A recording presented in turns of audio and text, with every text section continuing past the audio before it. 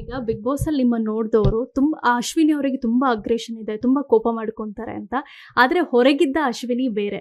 ಅಂದ್ರೆ ಮಿಂಟೋ ಕಣ್ಣಿನ ಹಾಸ್ಪಿಟ್ಲಿಂದ ಪ್ರೊಟೆಸ್ಟ್ ಇರ್ಬೋದು, ಮತ್ತೆ ಶೂ ಪಾಲಿಶ್ ಮಾಡಿ ನೀವು ಸರ್ಕಾರಕ್ಕೆ ಬೆಸಿ ಮುಟ್ಸ್ತೀರಾ, ಅವತ್ತು ನೀವು ಜೈಲಿಗೆ ಹೋಗೋದಕ್ಕೂ ನೀವು ರೆಡಿ ಆಗಿದ್ರೆ, ಇಷ್ಟೆಲ್ಲ ಹೋರಾಟ ಮಾಡ್ಕೊಂಡು ಬಂದಂತ ಒಂದು ಹೆಣ್ಣು ಮಗಳಿಗೆ ಬಿಗ್ ಬಾಸ್ ಅಲ್ಲಿ ಅವರ ತೇಜೋವಧೆ ಮಾಡ್ತಾ ಇದ್ದಾರೆ ಅಂತಂದಾಗ ನಿಮ್ಮ ಸ್ವಾಭಿಮಾನಕ್ಕೆ ಧಕ್ಕೆ ಬಂತು ಅಂದಾಗ ನೀವು ಧ್ವನಿ ಎತ್ತಿದ್ರಿ.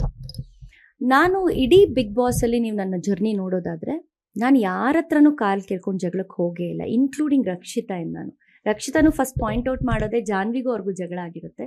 ನೀನು ನಾಗವಲ್ಲಿ ಅಂತ ಹೇಳಿ ನಮ್ಮಿಬ್ಬರನ್ನು ಪಾಯಿಂಟ್ ಔಟ್ ಮಾಡ್ತಾರೆ.